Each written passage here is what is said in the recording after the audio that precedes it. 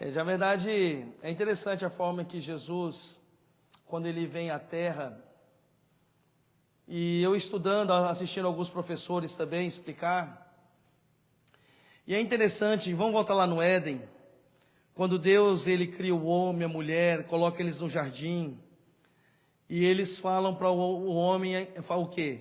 De todo fruto do jardim comerás, menos o do centro do jardim, que é a árvore do conhecimento do bem e do mal. Dele não comerás, porque do dia que você comer, os teus olhos se abrirão, né, e você será como um de nós, conhecendo o bem, conhecendo o mal. Não foi assim que Deus disse? Foi dessa forma. Aí o homem fez o quê? Comeu. Eu entendo que automaticamente, lógico, ele vai falar que a mulher o induziu e tal, e deu para ele, ele comeu, mas a impressão que eu tenho é que ele quis meio ser igual a Deus, sim ou não? Ser como Deus, porque Deus já tinha falado para ele, se você comer, você vai ser como um de nós, né? Vai abrir os teus olhos e tu vai conhecer o bem e conhecer o mal. Até então ele só conhecia o quê? O bem, né? O bem, e a partir daquele momento caíram ali, meus, e entrou o pecado no mundo. Quando Jesus, ele vem à terra, em Filipenses, Paulo ele trata muito bem desse assunto, e Paulo ele vai falar para nós algo interessante, aonde ele vai dizer aqui, lógico que está tratando os irmãos de Filipos, mostrando para os irmãos de Filipos que eles deveriam ter o mesmo sentimento que houve também em Cristo Jesus quando encarnou. E ele quis dizer assim, Jesus Cristo não quis ser maior nem melhor do que Deus. E ele diz que sendo em forma de Deus, não teve por usurpação ser igual a Deus, mas ele era igual a Deus. Mas quando ele vem à terra, nós vamos observar que Jesus, ele foi um dos mais humildes sobre a terra. Ele foi dos mais humildes, não que ele deixou de ser Deus, tá? Quando ele fala aqui que aniquilou-se a si mesmo, a Bíblia está dizendo que ele aniquilou, está dizendo no sentido que ele deixou a sua glória, deixou a sua majestade para encarnar e vir como homem, tá? E ele humilhou-se, né, transformando, irmãos, se encarnando, virando como homem, né, para que pudesse nos comprar. Olha a diferença, um quis ser igual a Deus, e o outro, que era igual a Deus, né, se diminuiu, se humilhou, tá, para que pudesse ter, cumprir o plano perfeito da redenção da humanidade. Olha que contrastes, irmãos, né, que nós olhamos nesses textos ao ver a ação de Jesus e a ação de Adão. Tanto é que quando você vai lá em Romanos capítulo 5, a Bíblia vai dizer o primeiro Adão. Quem era o primeiro Adão? O primeiro Adão lá de Gênesis. Aí vai falar, mas o segundo Adão. Quem é o segundo Adão? Cristo. Né? Então eles vão tratar os dois como Adão. Né? O que errou e o que o acertou. Tem, na lição tem, exatamente. Eu estou dando aqui só um resumo. Da lição tem, nós vamos falar sobre ele. Por isso é importante, eu estou dando um resumo já, porque se não der tempo você já entendeu o que a lição quis falar. Tá? Então, para você ver como é a diferença, esse contraste entre o primeiro e o segundo Adão. O primeiro, ele quis particularmente ser igual a Deus, porque ele desobedeceu, né? Ele quis ser igual a Deus, os olhos abriram, né? Então, ali a partir daquele momento, ele foi conhecedor do bem e do mal. Já o segundo, mesmo sendo Deus, ele não teve por usurpação ser igual a Deus, né? Mas ele humilhou-se a si mesmo, tomando forma de homem. Tá? Então, olha que interessante. Mas aqui também, no versículo 26 de Hebreus 9, que foi lido, de outra maneira, necessário lhe fora padecer muitas das vezes desde a fundação do mundo, mas agora na consumação dos séculos, uma vez se manifestou para aniquilar o pecado do sacrifício de si mesmo. Então, quando Hebreus, no capítulo 9, versículo 26, ele está tratando do quê? Da antiguidade, do Antigo Testamento. Por várias vezes o amarildo teria que sacrificar um animal para perdoar os pecados do amarildo. Várias vezes. Mas quando Jesus vem, ele é o sacrifício único e perfeito, e eu não preciso mais sacrificar mais nada. O próprio Senhor Jesus, ele se sacrificou por mim. E hoje, meus amados irmãos, através da minha confissão, os meus pecados eles são perdoados. Através do reconhecimento que eu pequei, quando eu vou, né, diante do Senhor, ou diante do meu pastor, e falo para ele, pastor, eu pequei. Porque a Bíblia vai dizer para nós em Provérbios 28:13, deixa eu ver se é isso mesmo. Provérbios 28, 13, se não me falha a memória, essa cabeça ainda está boa. Isso, a Bíblia diz em Provérbios 28, 13, esse versículo não estava no estudo, tá, irmão? Mas como veio durante a caminhada, diz assim: o que encobre as suas transgressões, o que encobre os seus pecados, nunca prosperará, mas o que as confessa e deixa, alcança misericórdia. A pior coisa no mundo é quando nós pecamos e mantemos o nosso pecado em oculto. Deus, ele nunca perdoa, porque nós não confessamos. Lógico, meus amados irmãos, que eu não tenho o poder de perdoar ninguém, tá? Ah, vou falar com o pastor porque eu pequei. Eu não tenho o poder de perdoar você não, irmão. O único que pode perdoar é Jesus Cristo. Mas a partir do momento que você confessa e deixa o teu pecado, a Bíblia diz para nós que nós alcançamos misericórdia. Mas se nós não confessamos o nosso pecado e mantemos o nosso pecado em oculto, um dia nós vamos ter que prestar conta com o Senhor. Aí, esses que manteram o pecado em oculto e morreram, vão passar pelo grande trono branco. Aí o trono branco, o grande trono branco, ele não é efeito de salvação, ele é efeito de condenação.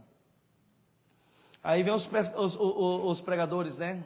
Aqueles pregadores que gostam de enfatizar, no trono branco, vai ter um telão, Jesus vai passar os teus pecados, vai nada, Jesus vai dizer, está condenado porque fez isso, isso e aquilo, está condenado. Não tem nada que passar não, irmão. A pessoa vai ter consciência que ela pecou. Ela vai saber. Tanto é que as pessoas que não se dobraram diante do Senhor, no grande trono branco, a Bíblia diz que eles se dobrarão, todo joelho se dobrará diante do Senhor, aleluia. Irmãos, será que não é melhor nós irmos enfrentar o tribunal de Cristo? Meu irmão, é de pensar, né? Mas vamos lá para a introdução. A introdução vai dizer para nós: Jesus Cristo é o Filho eterno de Deus, que assumiu a forma humana, viveu uma vida sem pecado, morreu em nosso lugar e ressuscitou vitoriosamente, glória a Deus. Sua missão abrange não apenas o perdão dos pecados, mas a revelação do caráter do Pai e a restauração de toda a criação. Esta lição visa apresentar a profundidade da obra do Filho em 3 dimensões. Quais são? A humilhação, vai falar sobre a redenção e vai falar sobre a exaltação. Tá? Então, nós veremos essa lição toda baseada em Filipenses capítulo 2 e Hebreus capítulo 9, que revelam que Jesus esvaziou-se da sua glória, ofereceu-se em sacrifício vicário e foi exaltado pelo Pai, glória a Deus.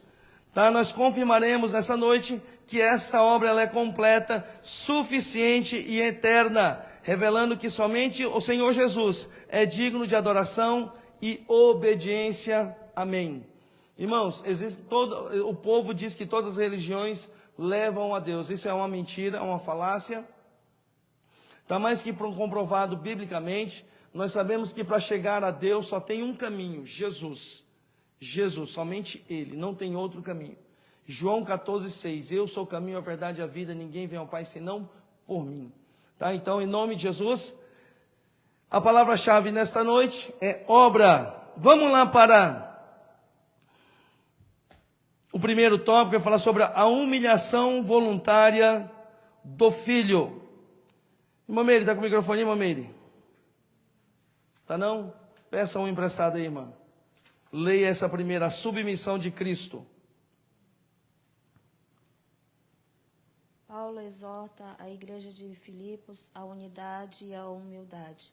O apóstolo adverte aqueles irmãos a terem a mente de Cristo, de sorte que haja em vós o mesmo sentimento que houve também em Cristo Jesus. O termo grego traduzido como sentimento é perôneo, que também pode significar modo de pensar e disposição mental. Dessa forma, os crentes devem assumir o mesmo modo de pensar e viver que foi demonstrado por Cristo. Refere-se a uma consciência moldada pela humildade, amor e obediência. Imitar a mente de Cristo significa renunciar ao egoísmo, buscar o bem do próximo e viver para a glória de Deus. Como cristãos, somos chamados não apenas a crer em Cristo, mas a pensar e agir como Ele. Glória a Deus, amém? Irmãos, aqui esse primeiro subtópico que fala sobre a submissão de Cristo. Eu já falei sobre a questão do que significa a palavra submissão, não já? Eu já expliquei para vocês? Alguém se lembra? Submissão. O significado da palavra submissão. Isso, é o que o cooperador Fernando falou. É estar com a mesma visão, estar debaixo do mesmo objetivo, tá? Da mesma missão que Deus ele deu. Submisso é estar junto na mesma missão. Tá? Não é você ser menor, porque às vezes que nem quando você vai ler a Bíblia fala que as mulheres devem ser submissas aos maridos, né? Não está falando que ela deve ser menor que o marido, deve estar debaixo da mesma missão, deve ter a mesma missão que o seu esposo. Tá? Então a palavra submissão é isso, está debaixo da mesma missão. E quando fala sobre a submissão de Cristo, está falando que Cristo estava debaixo da mesma missão do Pai. E qual era a missão do Pai? Salvar a humanidade. Aí você fala assim, poxa, eu já vi pessoas questionar, poxa, mas se Deus já sabia que o homem ia pecar, por que ele não fez, né, um projeto para que o homem não pecasse? Para que ele plantou a árvore do conhecimento do bem e do mal no centro do jardim? Talvez isso já apareceu na tua cabeça também, nunca apareceu não? Você nunca questionou? Para que Deus então botou aquela árvore? Por que ele não deixou sem? Se tivesse deixado sem a árvore do conhecimento do bem e do mal, o homem não tinha pecado, não era isso? Não é assim que nós pensamos às vezes? Não teria sido mais fácil Deus não ter colocado a árvore do conhecimento do bem e do mal no centro do jardim? Falar, de tudo você pode comer, de tudo você pode aproveitar, sem medo de ser feliz. Não teria sido mais fácil? Mas aí, meu irmão, seria muito fácil, que Deus ele não queria criar robôs, pessoas que ele comandasse dessa forma. Deus ele queria que desse para nós, ele queria dar para nós a autonomia da nossa vida. Nós fôssemos, irmãos, autônomos no sentido de nossas decisões. Então ele colocou, ele plantou, ele ainda aconselhou, não coma, porque do dia que você comer, né, tu será como um de nós, conhecedor do bem e do mal. Então, o que Deus ele não queria que nós fossem robôs, entendeu? Que já tem uma programação, está tudo certo, não vai ter problema nenhum, não vai ter erro. E olha que os robôs ainda tem problema, né? Mas, irmãos, é isso que Deus não queria. O que Deus ele queria que nós fôssemos pessoas que tomássemos decisões. Deus ele quer que nós sejamos pessoas que temos decisões. No dia de hoje tem sido diferente? Não tem. Eu te pergunto, qual é hoje o fruto que nós não podemos comer? Qual que é? É isso. Não é o fruto, a fruta mesmo. É o fruto no sentido figurado. E aí eu te pergunto, quantos não estão comendo o fruto do pecado ainda hoje? Estão ou não estão? Tá cheio de gente comendo ainda o fruto do pecado. Por que o mundo está indo de mal a pior? Porque as pessoas no mundo continuam comendo o fruto do pecado. Porque o pecado, entre aspas, ele é bom para a carne. Ele alegra a carne. Ele satisfaz a carne. Mas ele é ruim para o teu espírito. Nem tudo que é bom para a nossa carne, ele é bom para o nosso espírito. Tá? Então, nos dias de hoje, continuamos ainda, meus amados irmãos, comendo o fruto. Continuamos comendo aquilo que não devíamos comer. Quantos de nós estamos comendo o fruto do pecado ainda no dia de hoje? Quando eu falo isso, eu estou falando no sentido figurado, tá? Não é literal, é no sentido figurado. Tá? Nós estamos comendo ainda o fruto do pecado no dia de hoje. E não deveríamos. Aí eu te pergunto, que fruto do pecado está comendo? Qual está comendo, Mamede? Mamede está cansado hoje, tadinha. Tem gente que tem comido o fruto do pecado, sabe o quê? Lá de Gálatas, capítulo 5, versículo 19. Vamos lá ler. Vamos ler, irmãos. Eu vou citar aqui vários frutos que talvez, um deles, talvez nós estamos experimentando.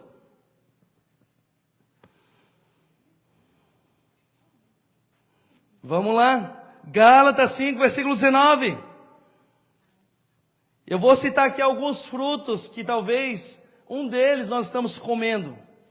Prostituição, impureza, lascívia eu já expliquei, é sensualidade, tá? Idolatria, feitiçaria, inimizade, porfias, emulações. Esse aqui não pode nem falar, né, irmão? Esse aqui talvez é o que mais nós comemos, né? Ira.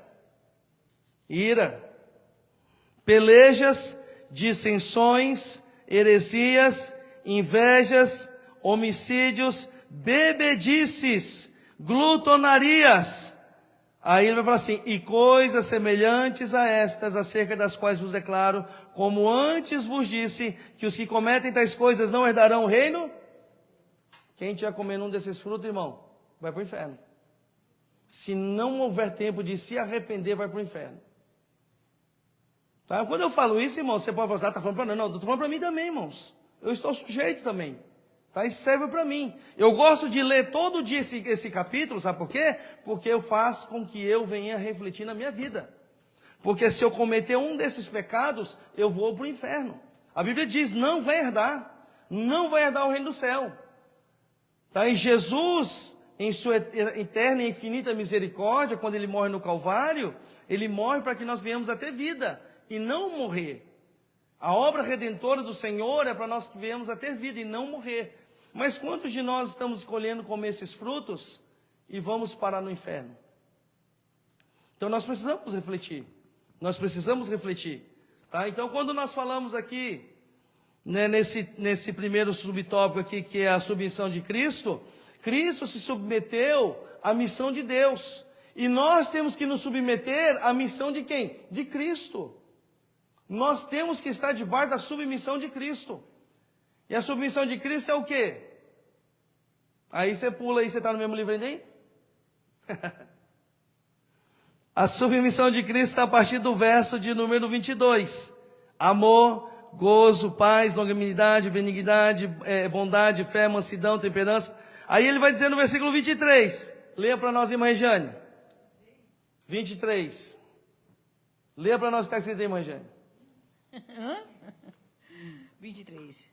Contra estas coisas não há lei. Contra essas coisas não há? Contra essas coisas não há condenação. Então é debaixo dessa submissão que nós temos que viver. Aqui ele está falando sobre os frutos do Espírito. O fruto do Espírito. Nós temos que ter paz, ser longânimo, ser benigno, ser amoroso. Tá? Então tudo isso nós devemos ser manso, ter o domínio próprio. Nós temos o domínio próprio, irmão? Só quando nós queremos, né? Só quando nós queremos.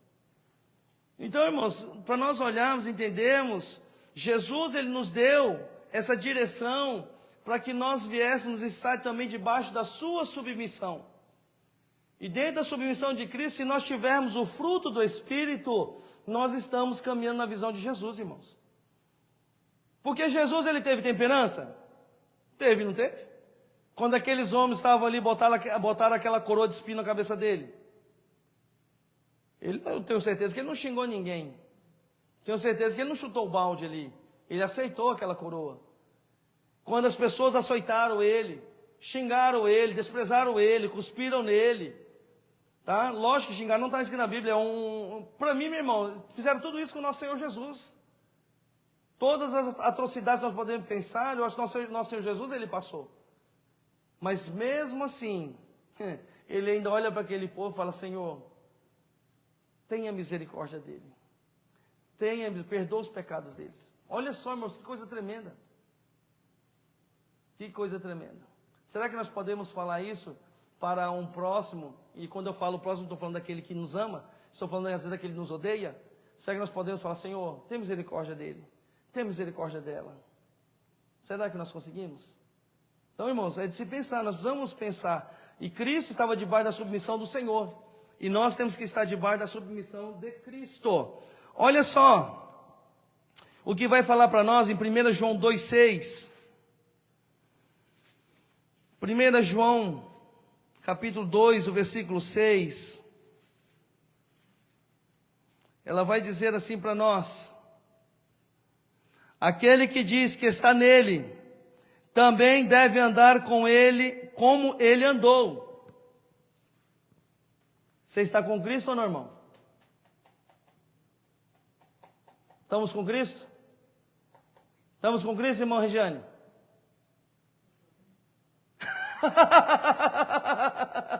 Boa, irmã Regiane, boa. Ela falou, estou tentando. Não é, irmã? Então, mas olha o que 1 João, capítulo 2, versículo 6 diz para nós. Que se nós dissermos que nós estamos com Ele, nós também devemos andar como Ele andou. Nós temos que ser como Cristo. Lógico que nós nunca vamos atingir o ápice do Senhor, né? Ele era Deus. Mas Ele foi o nosso maior exemplo de pessoa sobre a terra. Ele amou, né? Ele defendeu com veemência aquilo que ele foi enviado. Assim nós temos que defender com veemência a nossa fé, demonstrar que realmente nós somos cristãos, né, irmãos? Então é algo que nós precisamos pensar, né, que devemos estar debaixo dessa submissão de Cristo. Como diz aqui no próprio texto, imitar a mente de Cristo significa renunciar ao egoísmo, é buscar o bem do próximo e viver para a glória de Deus.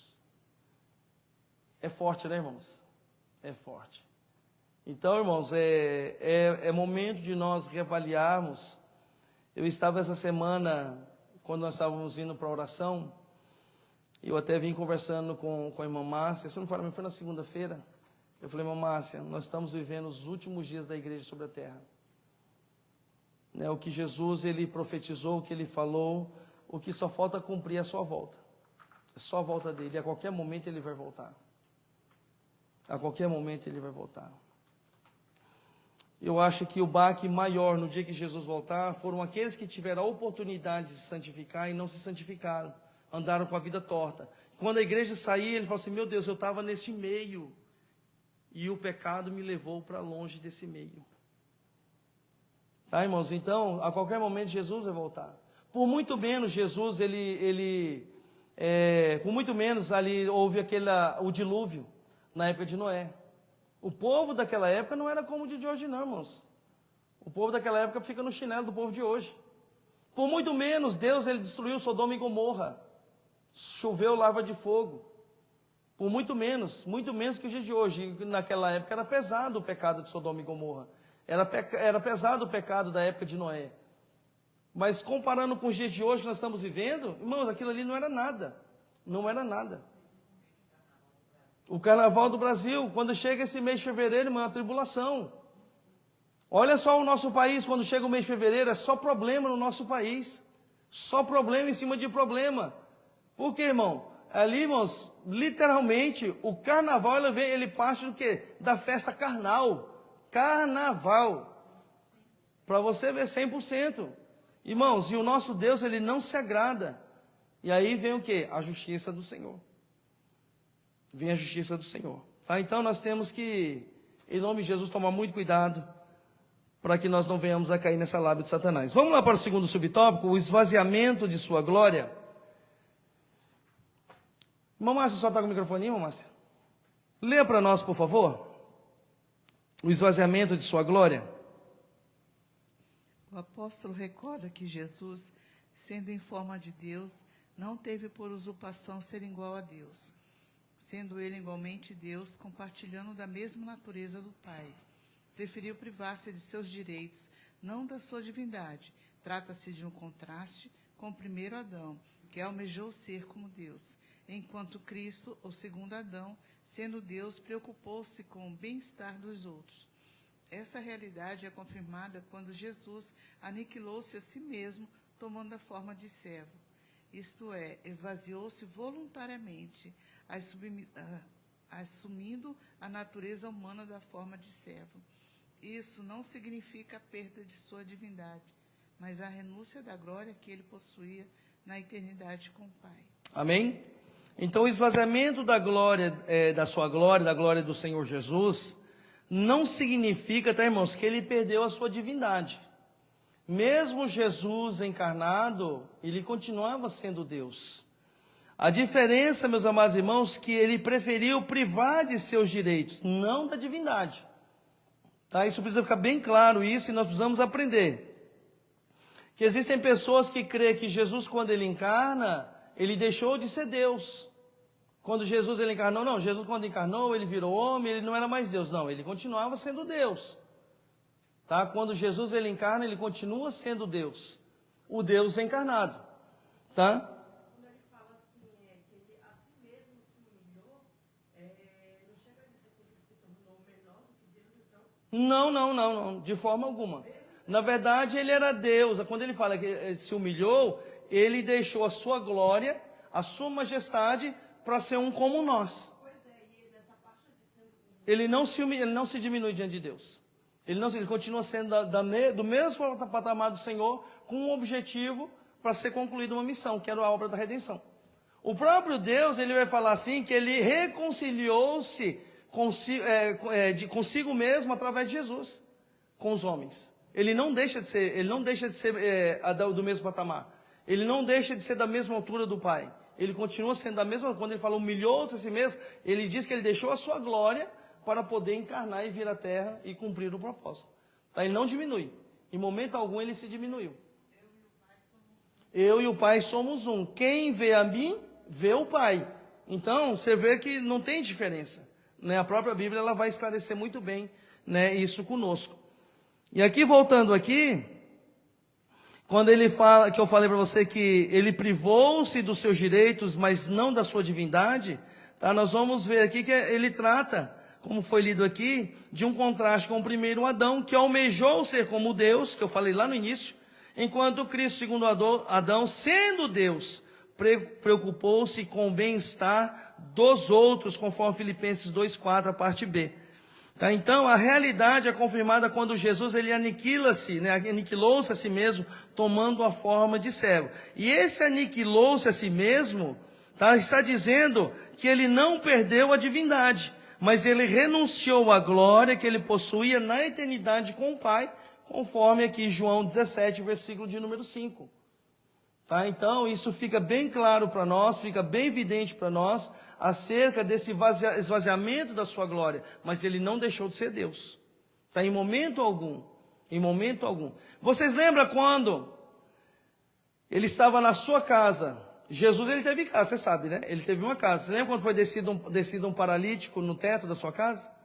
Desceu-se um paralítico, e Jesus ele pega e ele fala para aquele paralítico o quê? Perdoados são os seus?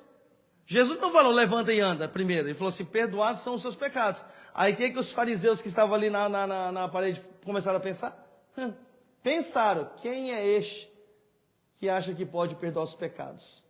Aí Jesus repreende ele. É mais fácil eu dizer para você, perdoados são os seus pecados, ou levanta e anda? Né? Então aí eles ficaram assustados, porque Jesus leu a mente deles. Por quê? Porque Jesus era Deus. Então ele fala para o paralítico, levanta, toma a tua cama e vá. E ele levantou. Além de ser perdoado os pecados, ele foi curado. Olha só que glória, como que Jesus ele é. Né? Então, olha só que interessante. Ele esvaziou-se da sua glória, mas ele não deixou de ser Deus. Ele não usou 100% os seus poderes, o que ele podia usar. Ele não usou. Mas, irmãos, ele privou-se de usar alguns, mas ele, em todo o tempo, ele nunca deixou de ser Deus. Tá? Em todo o tempo, ele foi Deus. Olha só o que vai dizer para nós. Cadê que eu tinha anotado aqui? Hebreus 4,15. Hebreus 4,15.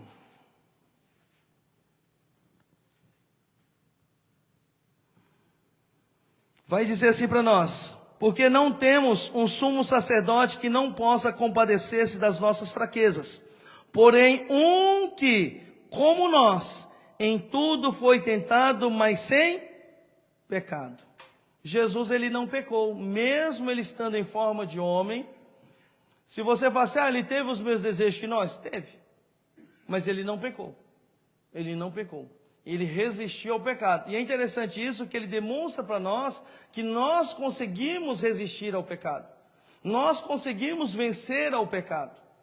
Então isso é interessante, porque Jesus ele foi o nosso maior modelo, né, de pessoa na terra, para nos ensinar e nos incentivar e nos motivar que nós conseguimos vencer o pecado. Tanto é que o próprio Deus, ele inspira vários homens a escrever a Bíblia. Um deles é o autor aos Hebreus. E o autor aos Hebreus, no capítulo 12, no versículo de número 1, ele vai deixar uma grande palavra para nós, interessante, e que eu também gosto muito de ler essa palavra, que vai dizer assim: portanto, nós também, pois que estamos rodeados de uma tão grande nuvem de testemunhas, deixemos todo o embaraço e o pecado que tão de perto nos rodeia e corramos com paciência a carreira que nos está proposta. Sabe por que o autor dos Hebreus escreve isso? Porque o próprio Senhor Jesus, ele resistiu ao pecado. Você lembra lá em Mateus capítulo 4, no capítulo 3 ele é batizado por João Batista. No capítulo 4 a Bíblia vai dizer que ele é levado ao deserto pelo Espírito Santo para ser tentado. Ele foi tentado em todo o tempo pelo Satanás. E uma dessas tentações no capítulo 4 de Mateus, deixa eu ler aqui rapidinho para você, que eu acredito que isso é muito importante. Capítulo 4 de Mateus.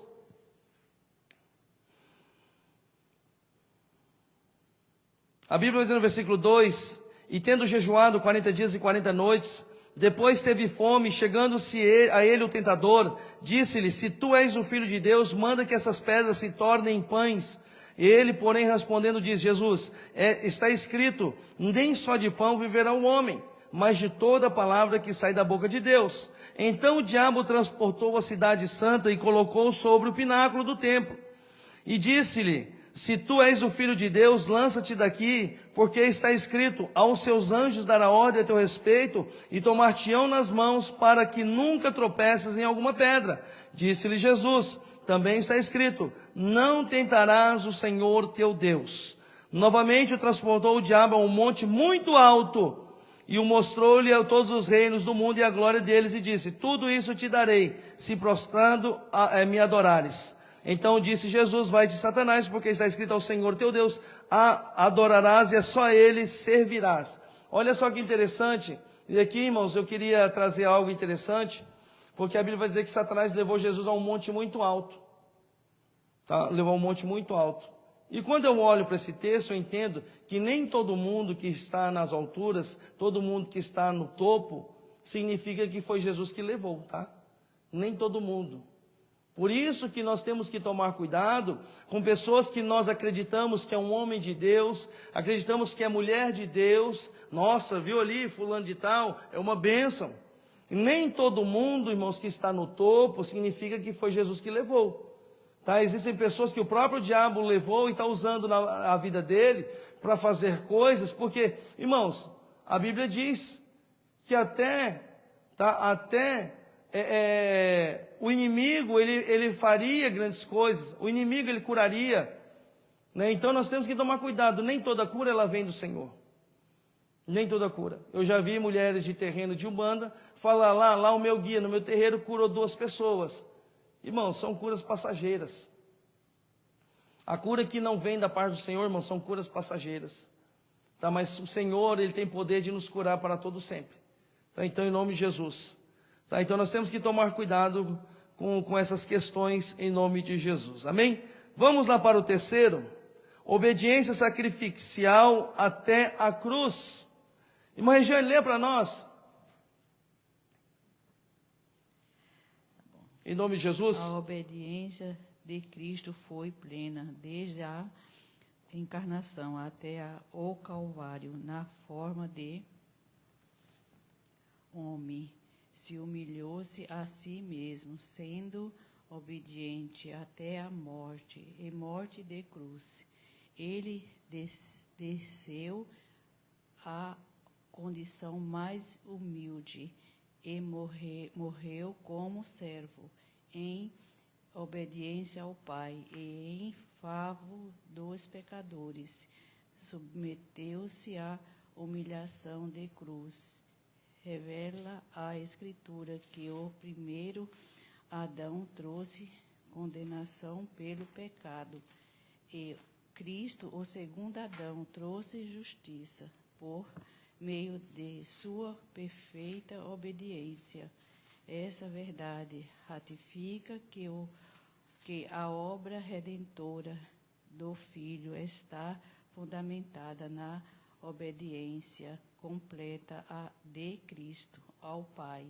A nossa salvação é resultado dessa obediência e não de nosso mérito.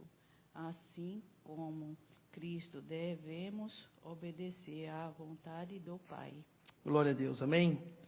Então aqui nós vemos a obediência sacrificial até a cruz. A obediência de Cristo, irmãos, ela foi plena desde a encarnação até o Calvário. Na forma de homem, ele humilhou-se a si mesmo, sendo obediente até a morte, morte de cruz. Tá? Então, nós vamos observar que o nosso Senhor Jesus, irmãos, ele desceu à condição mais humilde. E ele morreu como servo, conforme 2 Coríntios capítulo 8, versículo 9. Tá? E Jesus Cristo, em obediência ao Pai, tá? Em favor a nós pecadores, ele se submeteu à humilhação da cruz. Abre comigo em Hebreus 12, 2. Hebreus 12, 2.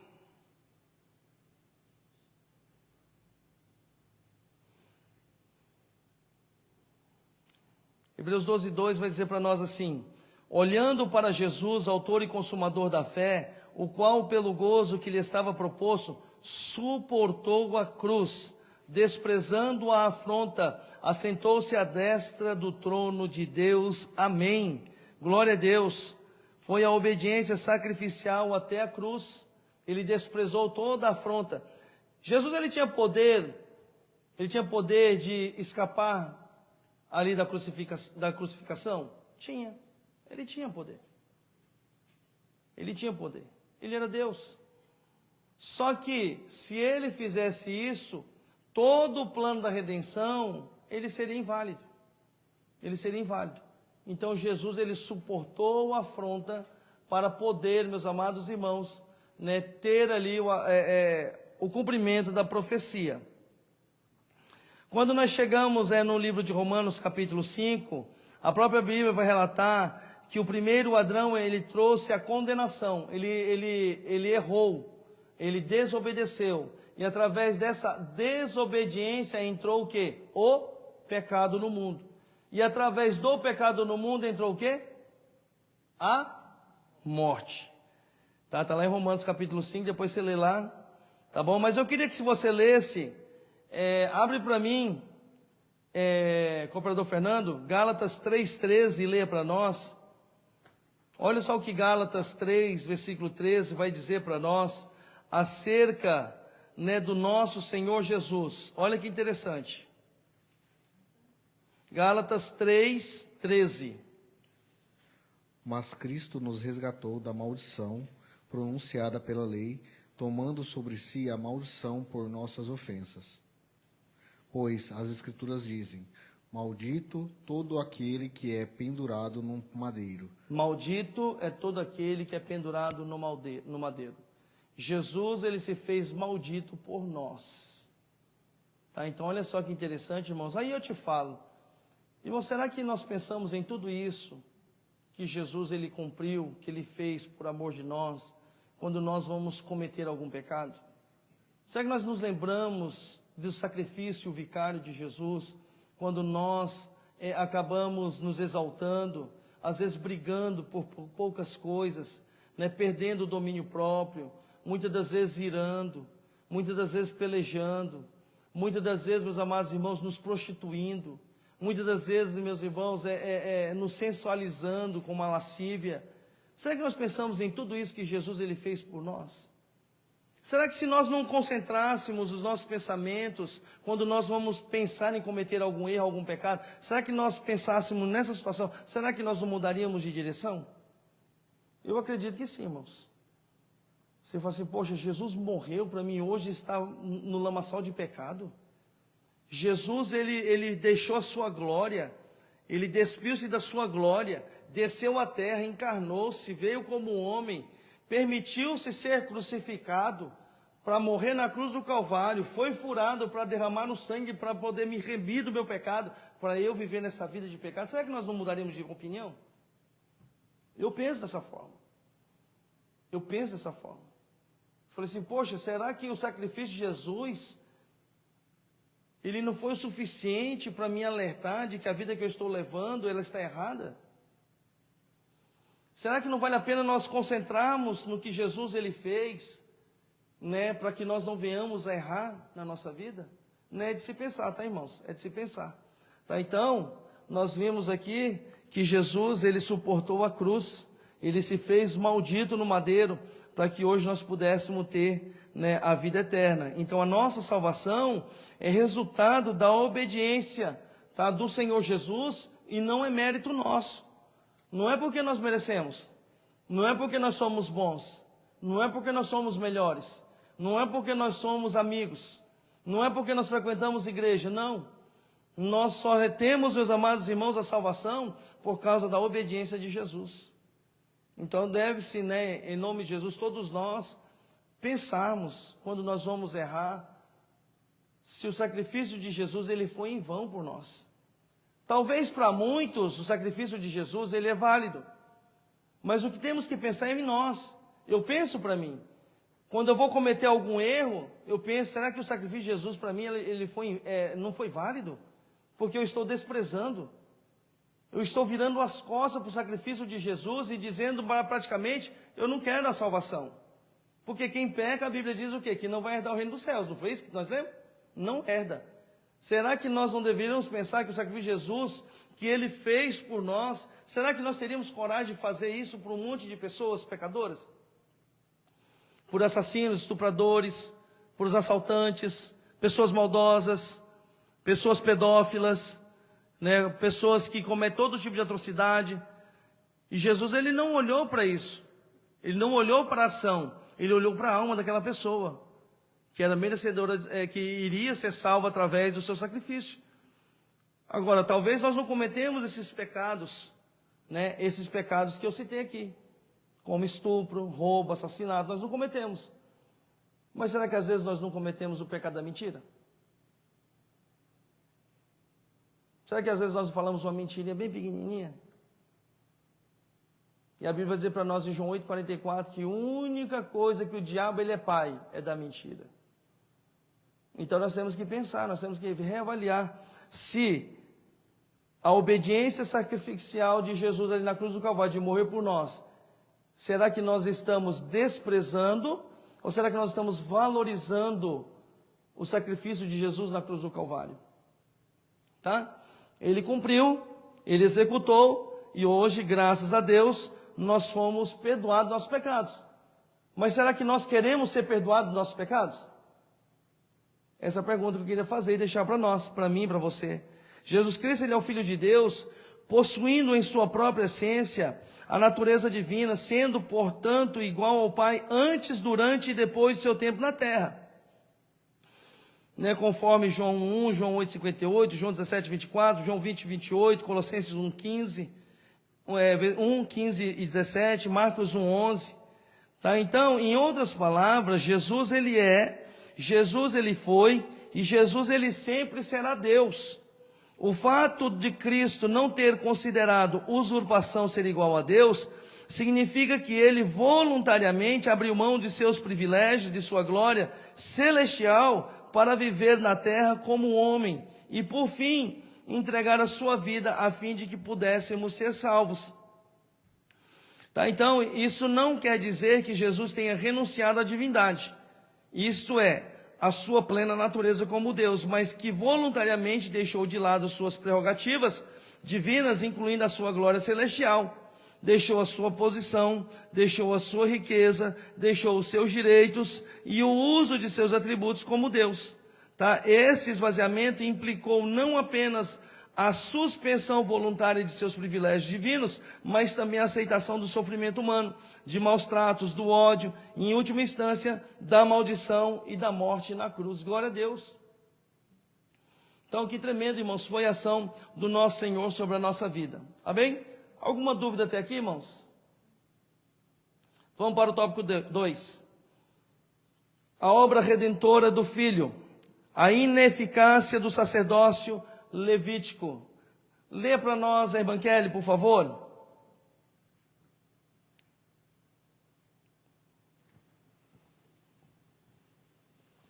O sumo sacerdote entrava no Santo dos Santos, uma vez por ano, no dia da expiação, Yom Kippur, levando sangue alheio, o sangue de animais, para fazer propiação por seus próprios pecados e pelo do povo. Esse sacrifício era repetido anualmente, porque não era suficiente para remover o pecado.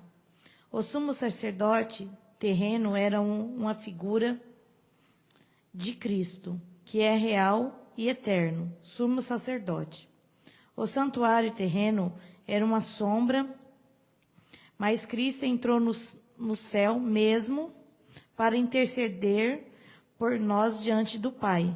A entrada única de Cristo no santuário, como seu próprio sangue, nos assegura uma eterna redenção.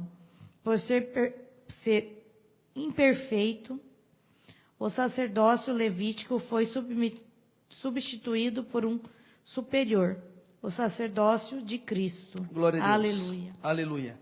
Aqui nós vemos a ineficácia do sacerdócio levítico. Como eu falei, né, ali na verdade, quando nós olhamos a lei ela não trazia uma solução para o pecado. Ela apenas trazia acusação ao pecado. Ela apenas revelava o pecado à lei. Então, nós vamos observar que ali no sacerdócio levítico, quando era levado uma vez por ano, o sumo sacerdote entrava no Santos dos Santos uma vez por ano, no dia da expiação, que se chama lá em hebraico Yom Kippur, tá? Ele praticamente dava o sangue alheio em prol daquelas pessoas.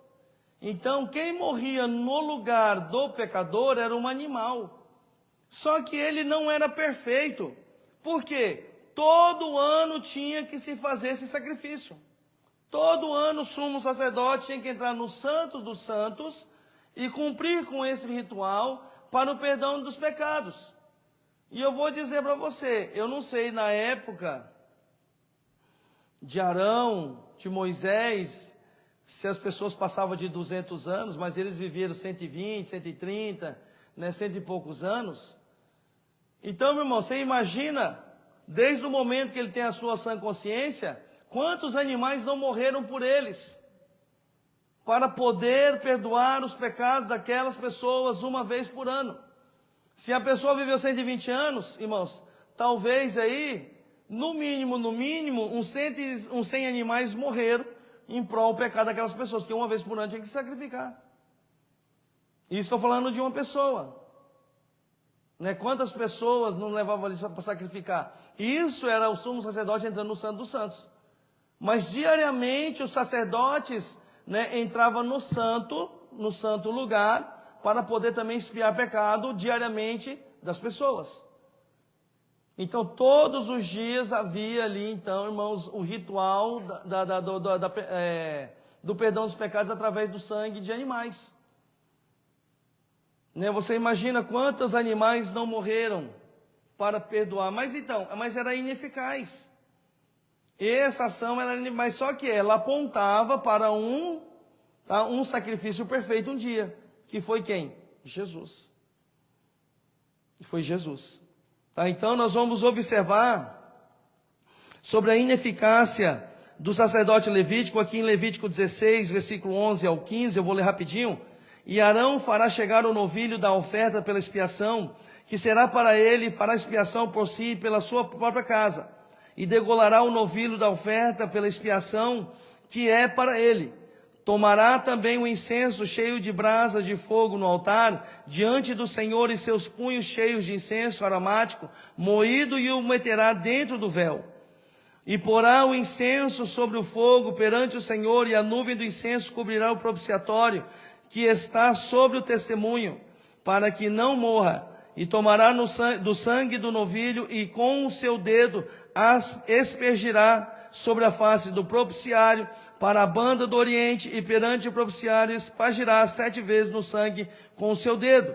Depois degolará o bode da oferta pela expiação, que será para o povo, e trará o seu sangue para dentro do véu, e fará com o seu sangue como fez com o sangue do novilho, e o espargirá sobre o propiciatório e perante a face do propiciatório. Olha como é que era feito, então, ali o sumo sacerdote, a cerimônia, para que pudesse ser perdoado o pecado do povo daquela ocasião. Tá? Quando nós olhamos para o Senhor Jesus, essa fórmula ela muda. Tá? O próprio Senhor Jesus, ele foi a nossa redenção, a nossa salvação. Tá? Então, o segundo Adão, que é Jesus, ele trouxe justiça por meio de sua perfeita obediência. Essa verdade ratifica que a obra redentora do Filho está fundamentada na obediência completa de Cristo ao Pai, conforme João 6,38. A nossa salvação, ela é resultado dessa obediência e não de nossos méritos, tá, irmãos? Então, que nós possamos, em nome de Jesus, a entender que essa ineficácia do sacerdote levítico que ficou lá atrás, ela se aperfeiçoou através de Jesus. Quando Jesus, ele morre por nós. A entrada única de Cristo no santuário com seu próprio sangue nos assegura uma eterna redenção. Tá? Por ser imperfeito, o sacerdote levítico, ele foi substituído por um superior, o sacerdócio de Cristo. Glória a Deus. Hoje nós não precisamos matar animais. Irmão, você já pensou se nós tivéssemos que matar animal para perdoar o nosso pecado? Meu Deus do céu. Meu Deus do céu. E você vai ver que dependendo de alguns pecados, o animal ele tinha tamanho. Você já pensou, irmãos, tem que trazer um elefante para sacrificar?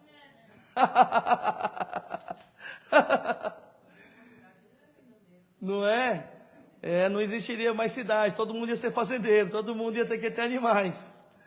Então, irmãos, a gente brinca, mas o caso é sério.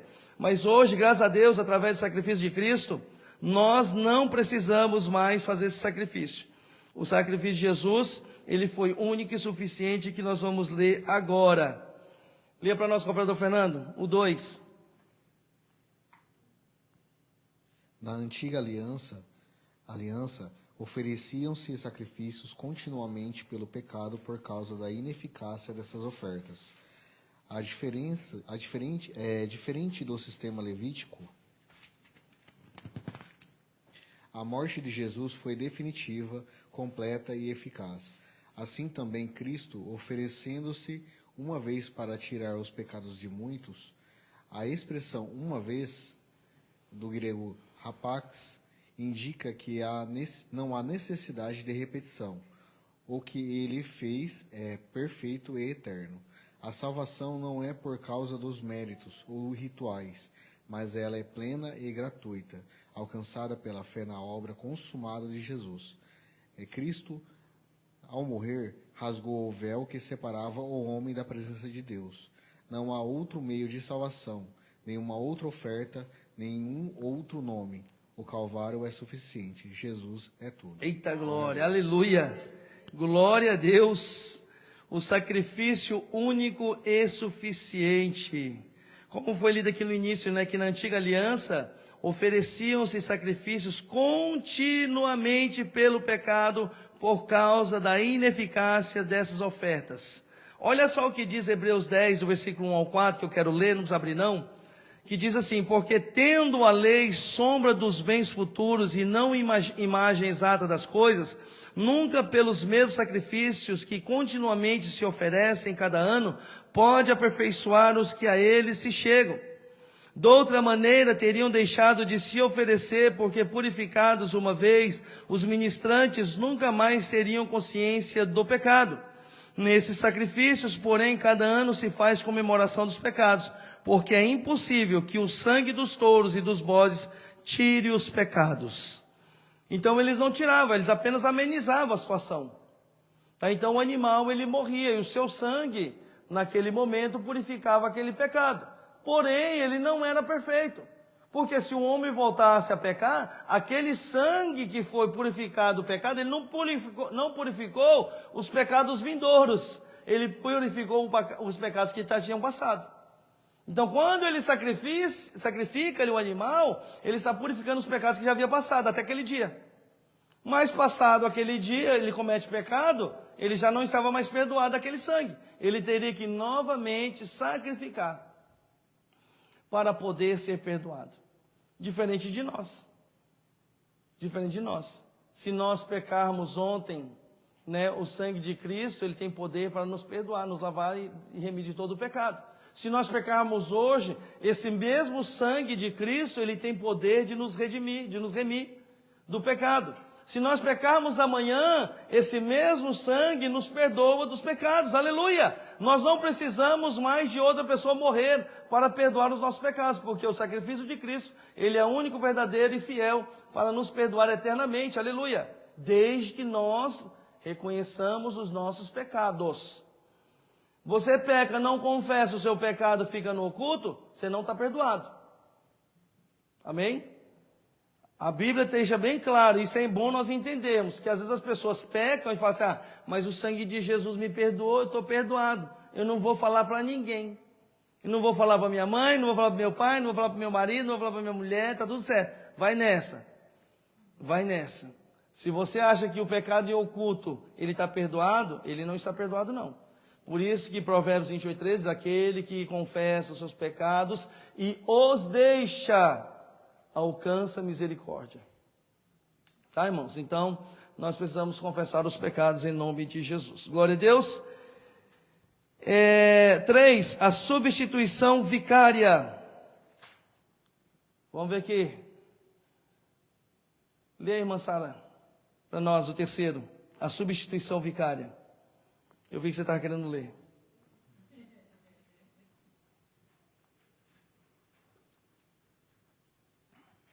A expressão vicária vem do latim vicarius, que significa em lugar de outro. A substituição vicária é inseparável da justiça divina. O pecado não pode ser ignorado e precisa ser punido. Em virtude disso, Deus não poupou o seu próprio Filho, mas o entregou para morrer em nosso lugar, assumindo sobre si a penalidade que não era destinada. No sistema sacrificial da lei, os animais oferecidos tipificavam essa substituição, mas não removiam o pecado. Em Cristo, o Cordeiro de Deus, a substituição é perfeita e definitiva. Na consumação dos séculos, uma vez se manifestou para aniquilar o pecado pelo sacrifício de si mesmo. Assim, em adoração, devemos viver para Cristo, que por nós morreu. Glória a Deus, amém? A substituição vicária. Nós vemos aqui que o pecado ele não pode ser ignorado e precisa ser punido, conforme Romanos 5:21, que diz assim para nós, para que assim como o pecado reinou na morte, também a graça reinasse pela justiça para a vida eterna, por Jesus Cristo nosso Senhor. Tá? Então é muito importante nós entendermos isso. O pecado ele não pode ser ignorado e ele precisa ser punido. Em virtude disso, Deus não poupou o seu próprio Filho. Tá? Entregou para morrer em nosso lugar, assumindo sobre si a penalidade que nos era destinada. Aquilo que era para mim e para você, Cristo ele assumiu. Aquilo que era para mim e para você, o Senhor, ele acabou executando no nosso lugar. Romanos 8:32 vai dizer, aquele que nem mesmo a seu próprio Filho, está falando de Deus, poupou, antes o entregou por todos nós, como não nos dará também com ele todas as coisas? Amém? Então, irmãos, nós receberemos do Senhor em nome de Jesus. Tá? Então, a lei, no sistema sacrificial da lei, os animais oferecidos, eles tipificavam essa substituição, mas não removiam o pecado, conforme Hebreus 10:4. Tanto é que eu falei, mensalmente as pessoas tinham que lhe sacrificar, e uma vez por ano o sumo sacerdote entrava no Santos dos Santos. Né? Não sei se vocês já estudaram um pouco sobre o tabernáculo. Vocês já estudaram sobre o tabernáculo? O tabernáculo tinha um pátio. Dentro do pátio tem a pia sacrificial, onde matavam-se os animais. Aí entrava dentro do tabernáculo, o primeiro ambiente era os santos, onde tinha um candelabro, tinha as outras coisas ali, tá? E quando você passava o véu, aí dentro, a parte depois do véu, era o Santos dos Santos, onde estava a Arca da Aliança. Tá? Então, quando Cristo ele foi crucificado, tá? Quando Cristo ele foi crucificado ali na cruz, naquele momento em que ele olha para o céu e fala, Pai, está consumado. Ele diz, Pai, está terminado a obra da redenção. A Bíblia vai dizer que o véu, ele se rasga de cima e baixo. Aquilo que separava o homem da presença do Senhor, ele é rasgado. Hoje nós temos acesso ao próprio Deus. Nós temos hoje acesso ao nosso Senhor, aleluia. Por causa da obra redentora de Jesus. Irmãos, eu não entendo por que nós desprezamos essa obra redentora. Mas quando que nós desprezamos? Quando nós pecamos. Quando nós fazemos errado, achando que nós estamos certo. Misericórdia, irmão, nós desprezamos. Jesus ele falando para o Pai, Pai, eu terminei essa obra da redenção. Agora todos têm acesso ao Senhor. Aquilo que separava o homem da tua presença, que era o véu, ele foi rasgado. Ele foi rasgado por causa do plano da redenção, da obra que eu executei. Jesus falando. Aí vem nós, irmãos, cheio da razão, e desprezamos essa obra da redenção quando nós cometemos os pecados. Meu Deus, irmãos, que Jesus tenha misericórdia de nós. Que Jesus tenha misericórdia de nós. Quando eu disse, eu estou dizendo principalmente de mim, irmãos, porque eu sou o maior pecador. Eu sou o maior pecador, eu falho, eu erro. Eu não posso. Então eu preciso o tempo todo, irmãos, estar lembrando, do sacrifício de Jesus por amor de mim. Eu tenho que estar lembrando o tempo todo dos frutos do Espírito que eu tenho que produzir. Eu tenho que estar lembrando o tempo todo dos frutos da carne para não cair neles. Então esses versículos têm que entrar na nossa cabeça. Alguns versículos você tem que gravar. 1 João 3,16. Tem que estar na tua mente, que vai falar do sacrifício de Jesus. Porque Deus amou o mundo de tal maneira que deu seu Filho unigênito para todo aquele que nele crê não pereça, mas tem a vida eterna. Você tem que ter Gálatas 5, 19, 20 e 21, que fala o quê? Dos frutos da carne. Lascívia, sensualidade, porfias, ira. Tudo isso, irmãos, nós não podemos ter. Quando nós olhamos para esses versículos, nós falamos assim, não, eu não posso fazer isso. Eu não posso. Quando? Vou falar para a Sara então. Quando tua mãe der bronca no você não fica irada não. Fala, não posso irar com a minha mãe, mãe. Amém. Me perdoe. Você vai dizer assim, mãe, me perdoe, eu errei. Reconhecer é melhor do que debater. Reconhecer é melhor do que debater. Não ire, porque se você irar, você está pecando. Tem que ser benigna com a sua mãe. Tem que ser longânima com a sua mãe. Tem que ter temperamento com a tua mãe. É assim que funciona, irmãos. Isso é o reino de Deus. Amém? Que nós possamos, irmãos, em nome de Jesus, se lembrar do que Jesus ele consumou na cruz do Calvário por amor de nós. Ele é tão tremendo, meus amados irmãos, que ele não titubeou, ele não exaltou no sentido de ficar pensando, será que vale a pena morrer pelo Amarildo? Ele foi lá e morreu. Será que vale a pena morrer pela irmã Meire? Ele foi lá e morreu. Será que vale a pena morrer pela Sara? Ele foi lá e morreu. Ele não pensou, ele executou, porque ele sabia que um dia nós nos renderíamos aos pés dele. Agora, mais do que render aos pés do Senhor, é manter uma vida plena com o Senhor. É manter uma vida estável com o Senhor. É manter uma vida de fidelidade ao Senhor. Não é ser fiel, porque existem os dois extremos, né? Existe aquele que só consegue ser fiel somente quando está com problema. Existe aqueles que conseguem ser fiel somente aquele quando não tem problema. Tem os dois extremos. O meio termo não tem. Quando ele está no meio termo, ele está longe dos caminhos do Senhor. Mas existe aqueles também que conseguem. Mas que todos nós que aqui estamos, irmãos, nessa casa de oração, que nós possamos melhorar a nossa vida com Deus. Que nós possamos se lembrar desta obra da redenção. Que nós possamos viver a nossa vida, meus amados irmãos, de conformidade à vontade do Senhor. E não de conformidade às nossas vontades. Tá? Tem um texto que eu quero encerrar aqui, não vai dar para falar o terceiro tópico. Olha só, abra comigo em 2 Timóteo, capítulo 4.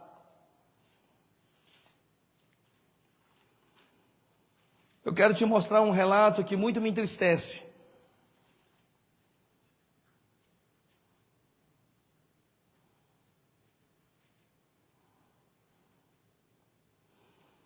Você sabe que 2 Timóteo foi a última carta que Paulo ele escreve em vida. Capítulo 4 de 2 Timóteo.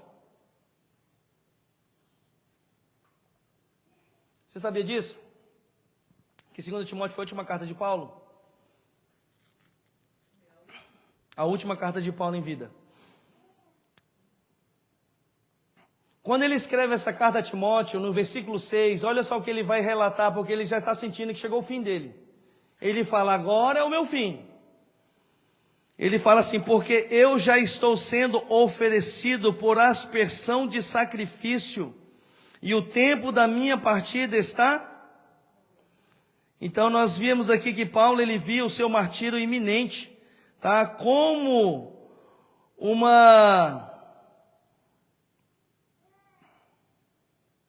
uma oferta apresentada, tá? A aspersão é isso, é uma oferta apresentada sobre o altar. Ou seja, ele fala assim, vão me matar. Aí ele fala no versículo 7, combati o bom combate, acabei a carreira e guardei a fé.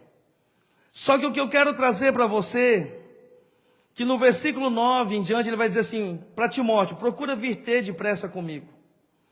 Porque Demas, esse versículo me entristece, porque Demas me desamparou, amando o presente século, e foi para Tessalônica. Sabe o que ele está dizendo aqui de Demas? Sabe o que ele está dizendo, moçada, aqui de Demas? Ele disse assim, Demas me desamparou, amando o presente século. Ele está dizendo assim, Demas saiu da igreja e foi para o mundo. Demas, ele saiu da casa do Senhor e foi para o mundo. Ele foi vivenciar as coisas do mundo, os prazeres do mundo. É isso que ele está falando. E isso aqui muito me entristece, porque muitas das vezes nós, quando olhamos para os dias atuais, do nosso momento que nós estamos vivendo na casa do Senhor, quantas pessoas estão deixando de seguir a Cristo, amando o presente século e indo para o mundo, voltando à velha natureza. Quantos crentes que um dia glorificaram e exaltaram o Senhor, e muitos eu conheço, que estava servindo ao Senhor e hoje serve a Satanás lá fora. Quantas pessoas estiveram dentro da casa do Senhor, adorando o nome do Senhor, falavam em línguas, e hoje estão ali fora, falando a mesma língua do diabo. Quantas pessoas? Então, irmãos, nós precisamos entender e compreender que nós não podemos ser como Demas, amar o presente século. Amar o presente século, irmãos, é amar as coisas deste mundo. Amar, meus irmãos, o pecado. Amar, meus irmãos, tudo isso que está nos dias de hoje, nos rondando, tentando nos levar para longe da presença do Senhor. Então, que você possa, em nome de Jesus, reavaliar os teus conceitos. Que você possa, em nome de Jesus, lembrar do sacrifício vicário do Senhor Jesus. Jesus, ele não pode ter morrido debalde. Jesus, ele não pode ter morrido em vão. Jesus, ele não pode ter morrido, irmãos, para nos salvar e nós acabarmos indo para o inferno. O que nos leva para o inferno, meus amados irmãos, são as nossas ações, as nossas escolhas. Eu sempre digo que o crente, ele não tem livre-arbítrio. Você fala assim, o crente tem livre-arbítrio. Não, não tem. O crente que um dia conheceu a palavra do Senhor, ele não tem livre-arbítrio, ele só tem um caminho, seguir a Jesus. Livre-arbítrio é para quem não conhece, é para quem não sabe quem Jesus é. Ele tem a opção de saber quem Jesus é ou a opção de continuar na vida que está. Agora, nós que conhecemos a Cristo, nós não temos livre-arbítrio, nós temos que seguir a Jesus.